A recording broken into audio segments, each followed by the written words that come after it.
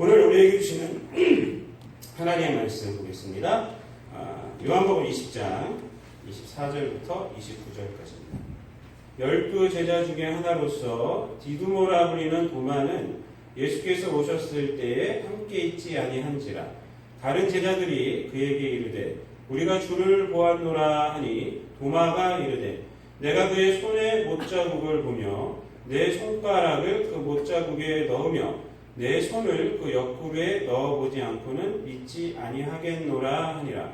여드레를 지나서 제자들이 다시 집 안에 있을 때에 도마도 함께 있고 문들이 닫혔는데 예수께서 오사 가운데 서서 이르시되 너희에게 평강이 있을지어다 하시고 도마에게 이르시되 내 손가락을 이리 내밀어 내 손을 보고 내 손을 내밀어 내 옆구리에 넣어보라. 그리하여 믿음 없는 자가 되지 말고 믿는 자가 되라. 도마가 대답하여 이르되 나의 주님이시요 나의 하나님이시니이다. 예수께서 이르시되 너는 나를 본고로 믿느냐? 보지 못하고 믿는 자들은 복되도다 하시니라.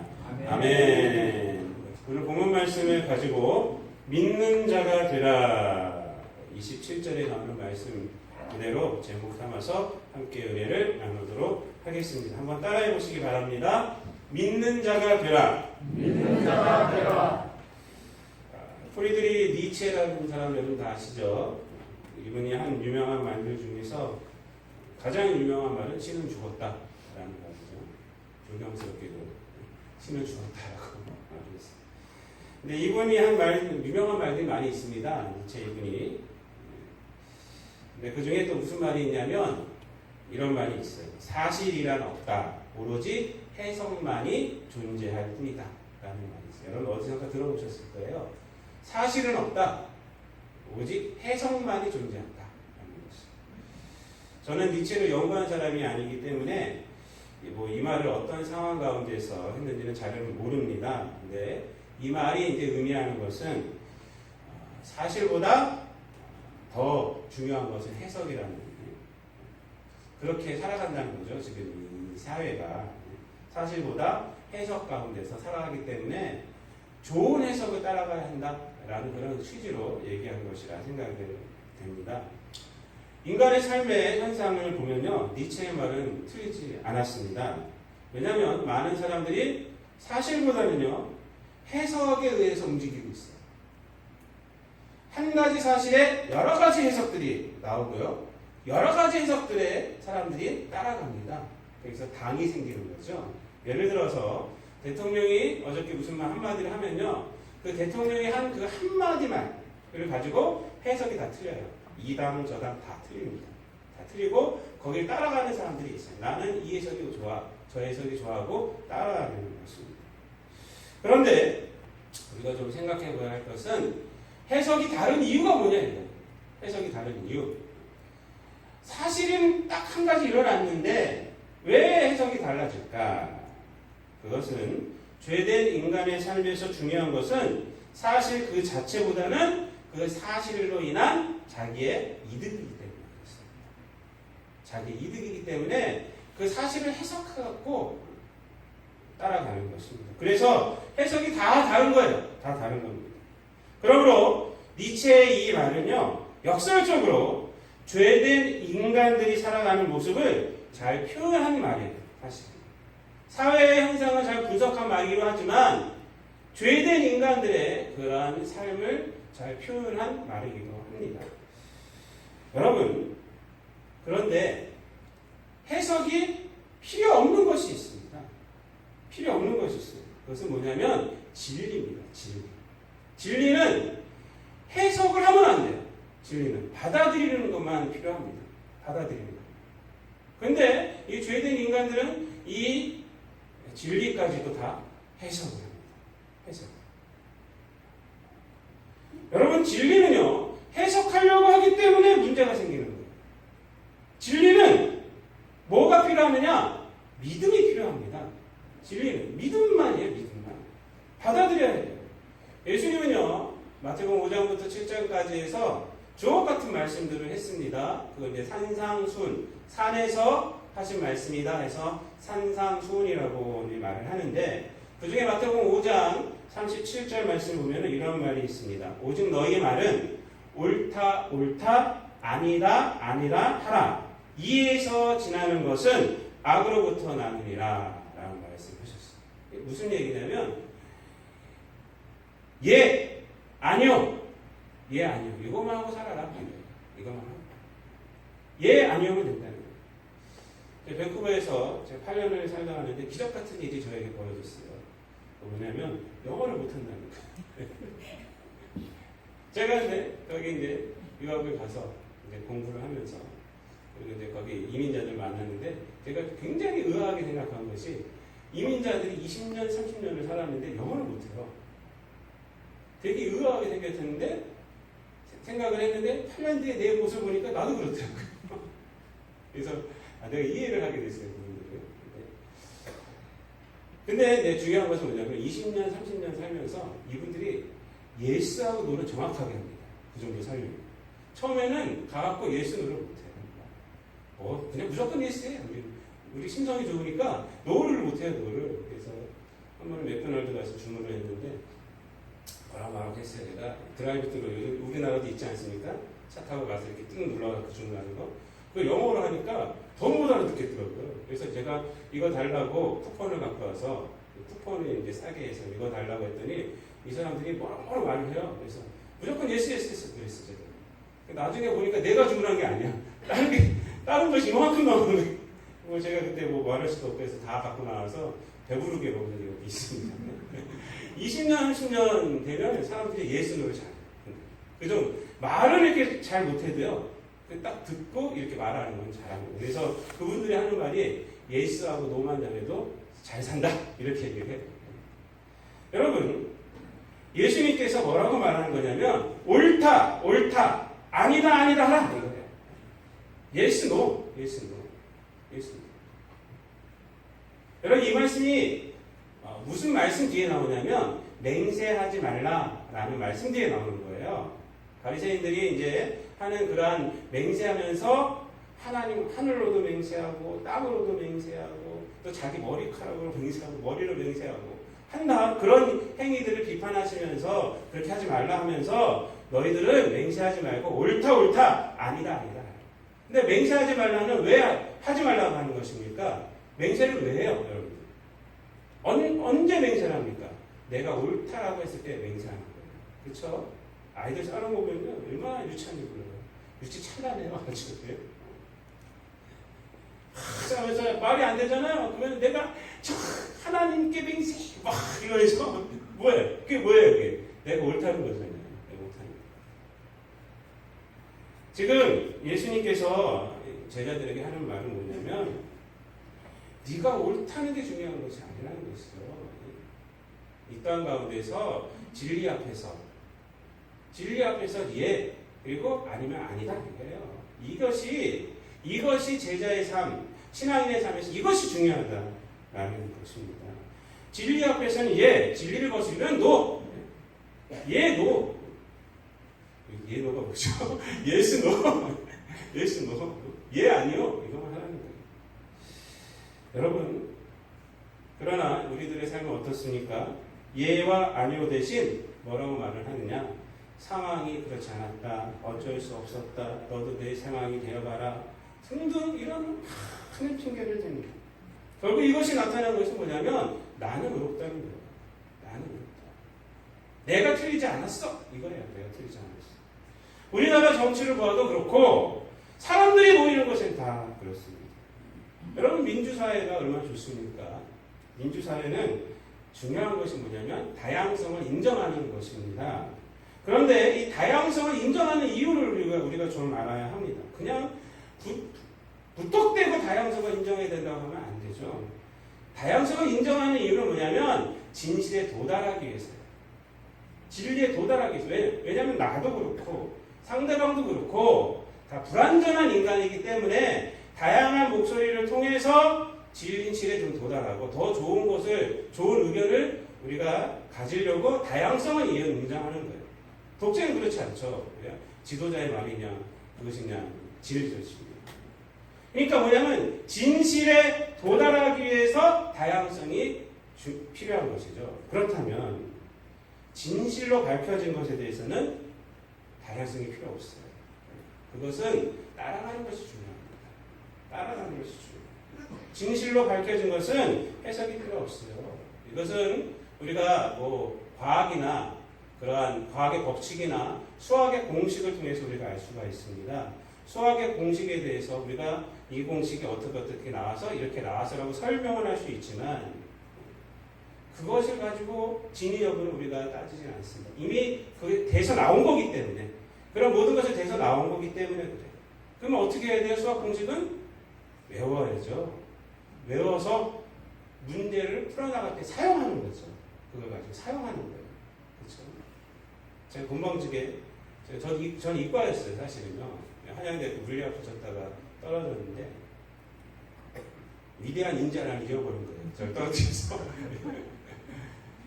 근데 그때 제가 건방지게 뭐 이런 공식 가지고 막 쓸데없는 그런 생각을 했어요.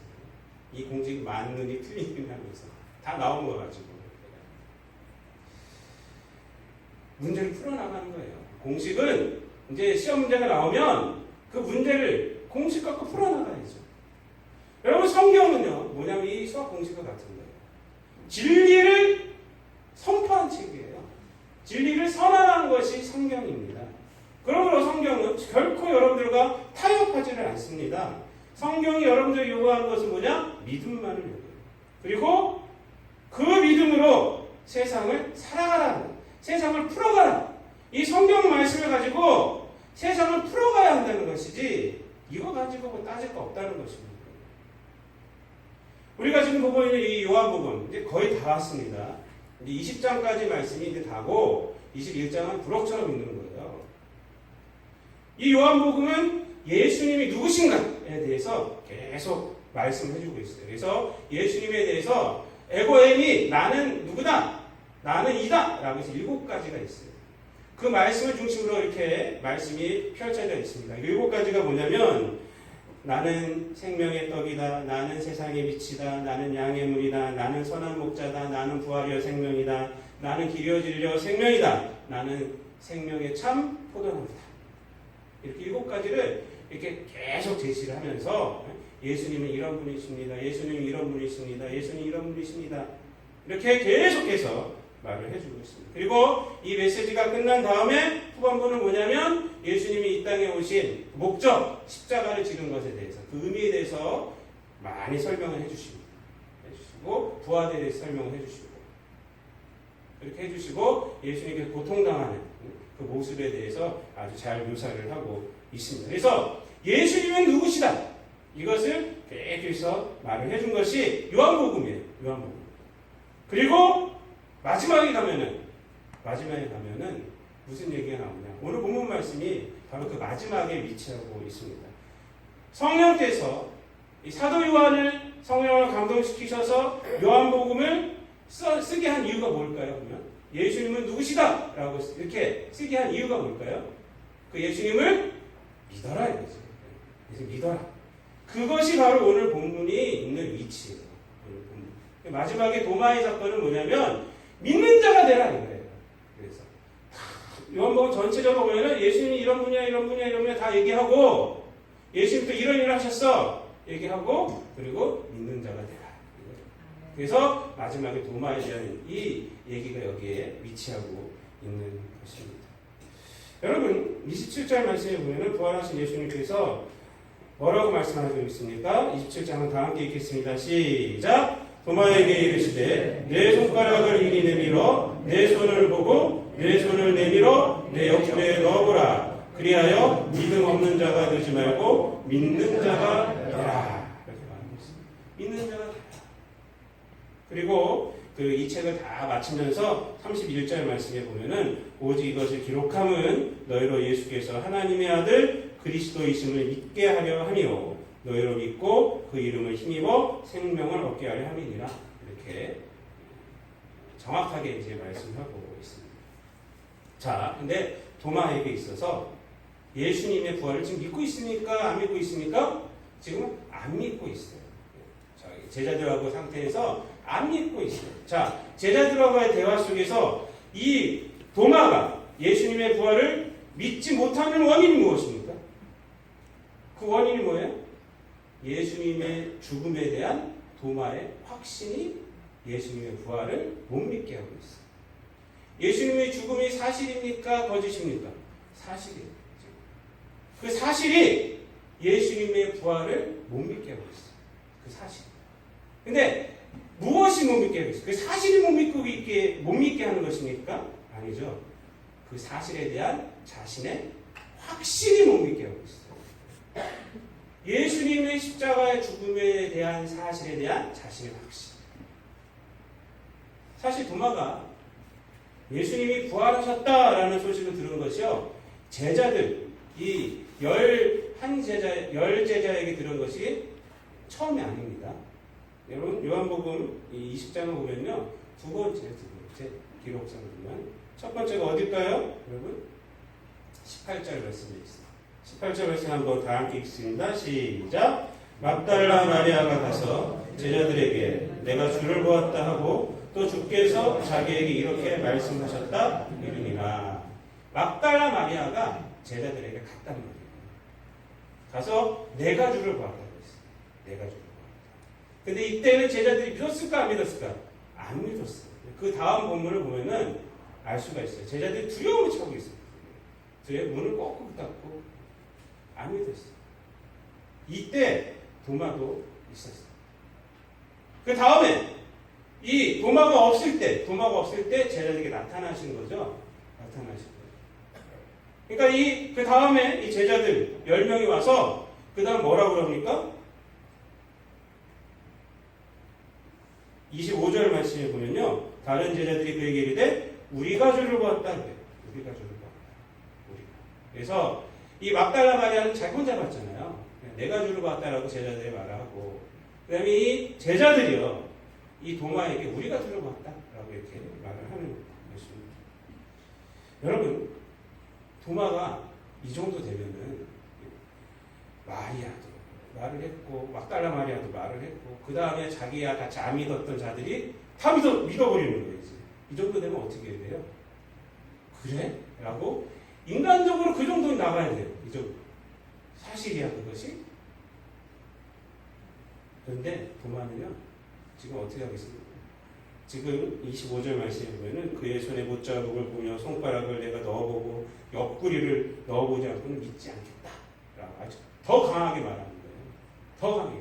니들이 보는 것은 귀신이야? 이렇게 말하는 거예요. 그럴 수가 없어. 죽은 자가 어떻게 살아나? 자기 확신, 죽음에 대한 예수 그리스도의 십자가의 죽음에 대한 그 사실에 대한 자기 확신이 부활을 못 믿게 하고 있어요. 그 해석이 부활을 못 믿게 하고 있다는 것입니다.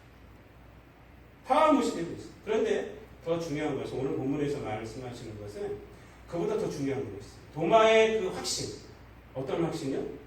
예수님은 죽었다라는 그 확신. 그 확신이 무엇을 맡고 있냐면 예수님의 말씀까지도 맡고 있다는 것입니다. 예수님의 말씀. 어떤 말씀? 다시 살아나신다. 라고 그동안 말씀하셨어요. 그거 기억도 못하게 하고 있어요. 그 확신 때문에. 부활에 대한 말씀. 도마하고요, 예수님하고 직접 얘기한 것도 있어요. 도마가 나사로를 살릴 때도 도마가 예수님하고 직접 얘기하는 장면이 요한복음에 나옵니다. 나사로 살리러 가자 그랬더니 우리도 주와 함께 죽으러 가자. 이렇게 얘기했죠. 네? 그 다음에 이제 예수님께 내가 간다. 그러니까 우리가 예수님이 가는 목적지를 보는데 그 길을 어떻게 알겠습니까? 도마하고 예수님하고 한 대화의 그 배경에 보면 다 뭐하냐면 예수님의 부활, 생명의 근원 이런 것이 잡혀 있어요. 그러니까 도마하고 예수님하고 그런 대화들이 있었던 거예요. 그리고 제자들에게도 숱하게 얘기했고요. 그런데 그 확신, 어떤 확신? 예수님의 죽음에 대한 확신. 그것이 해석이에요, 자기 해석. 그것이 예수님과의 말했던 그 말, 대화했던 것들, 예수님이 또 직접 말씀하셨던 것들, 그런 것들 다 잊어버리게 합니다. 부활하신 주님께서 29절에서 도마에게 뭐라고 그러냐면, 도마가 위대한 고백을 28절에서 하고요. 29절에서 이렇게 말합니다. 너는 나를 본고로 믿느냐? 보지 못하고 믿는 자들은 복되도다. 복되도다. 너는 복이 안 된다. 이 말이 아닙니다. 이 말은 그것이 아니라, 너는 보고 믿었기 때문에 복되지 않다. 이 말이 아니라, 지금 보지 않고 믿는 자들을 칭찬하시는 거예요. 저와 여러분 칭찬하는 거예요. 이 사람들은 어떻게 믿었을까요? 그러면은 바로 제자들의 증언을 통해서, 또 이 말씀을 통해서 믿는 거예요. 그러니까 예수 그리스도의 말씀을 통해서 믿는 자들은 복되다라고 말씀하는 거예요. 지금 이제 이 도마는요, 뭐라고요? 말씀도 다 자기 확신 때문에 잊어버리고 그럴 리가 없어 라고 말합니다. 여러분, 우리가 신앙생활 할 때도 마찬가지입니다. 우리가 신앙생활 할 때도 무엇이 가장 하나님의 말씀을 거부한다고 여러분 생각하십니까? 옆에 사람 보세요. 이 사람이요? 아닙니다, 여러분. 거의 자신의 확신. 거의 자신의 확신이 하나님의 말씀을 거부하는 게 거의 대부분입니다. 자기의 생각. 자신의 삶에 맞게 고친 해석. 성경이 나를 이끌어야 되는데 우리는 그러지 않아요. 늘 성경을 해석해요. 말씀을 해석해요. 다윗 왕이 사울 왕을 2번이나 죽일 수 있었던 기회가 있었죠. 여러분, 사무엘상을 보면은, 근데 2번 다 죽이지 않았어요. 왜 안 죽였습니까? 그 상황 가운데서 하나님의 말씀을 기억한 거예요. 하나님이 기름 부으신 자야. 2번째 아비새하고 있을 때는 아비새가 죽이려고 했어요. 아비새가 무슨 얘기를 했냐면, 사무엘상 26장 8절에 보면요, 하나님께서 다윗 왕에게 주신 기회입니다. 이렇게까지 말했어요. 그렇게까지 말했어요. 사울 왕이 자고 있으니까 죽이면 되는 거예요. 맨날 쫓겨다니는데. 하나님이 주신 기회입니다. 그랬을 때 아비새를 말리죠. 너 그러면 안 돼. 하나님이 기름 부으심 받은 자야. 이분은 우리가 죽일 수 없어. 하나님이 하실 거야. 하나님이 하실 거야. 하나님의 말씀이 기억하는 거예요. 하나님의 말씀. 그래서 그렇게 해서 죄를 짓지 않았어요. 자신의 확신보다, 자신의 상황보다 하나님의 말씀을 더 앞세웠단 말이에요. 하나님의 말씀을 순종했단 말이에요. 자기가 지금 사울에게 쫓기는 존재이면서도, 목숨을 위협당하는 존재이면서도 그렇게 했다는 거죠. 그렇게 함으로 하나님이 하게 하셨어요. 하나님이. 여러분, 하나님, 자기 확신보다 더 중요한 것은 진리 앞에서는요, 하나님의 말씀 앞에서는 순종하며 사는 것이 중요합니다. 믿음이 더 중요하단 말입니다. 하나님의 말씀을 믿는 삶이 더 중요해요. 예수 그리스도의 죽음과 부활을 통해 저와 여러분은 하나님의 자녀가 되었어요. 영생을 가진 자가 되지 않습니다. 그렇죠? 라면이 없어요? 우리 영생 가진 자 되었습니다. 아멘. 이제 중요한 게 뭡니까? 하나님의 말씀을 끊임없이 해석하지 마세요. 그 말씀에 우리 믿고 나아가는 거예요. 나아가는 거예요. 그때 하나님께서 우리의 삶을 인도하여 주십니다. 도마는 이 예수님의 이 부활을 이제 믿고, 주님, 나의 주님이십니다. 주님, 나의 하나님이십니다. 라는 이 고백으로 살아갑니다. 의심에서 이제 확신으로 된 거죠. 해석하지 않아요, 더 이상. 이제 무엇을 하느냐? 그 예수 그리스도의 부활로 자기 삶을 해석하는 거예요.